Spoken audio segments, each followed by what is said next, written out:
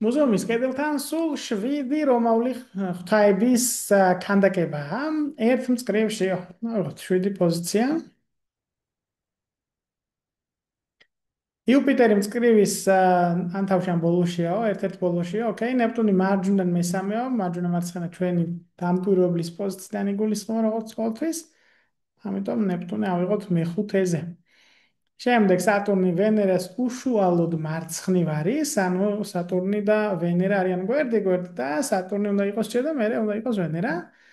კუპიდონსა და მერკურის შორის მხოლოდ აპოლონია.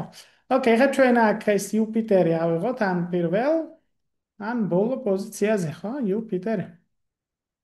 ეს ნეპტუნი გვეყოლება მეხუთეზე და აქედან უკვე უნდა გავაგრძელოთ. ვიპოვოთ ისეთი პირობა, რომლის ჩასმაც შედარებით მარტივია. ეხლა ჩვენ რა გვჭირდება, ხო?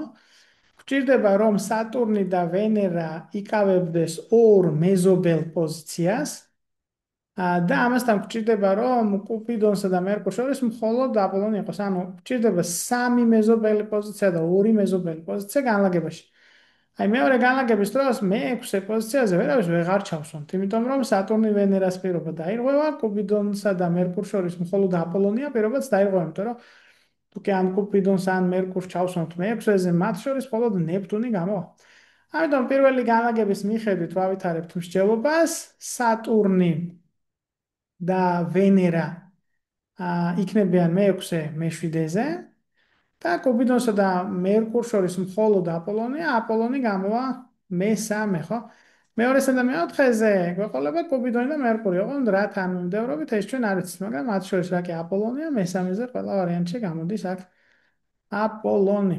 ამ მოწანაში მნიშვნელოვანი იყო ნეპტუნის მარჯვნიდან მე-3 პოზიციაზე ყოფნა. თუ კი აქ შეცდომით მე-3-ზე ჩავსვამდით და არა მარჯვნიდან მე-3-ზე, ბუნებრივია სხვა შედეგს მივიღებდით და იქნებოდა შეცდომა.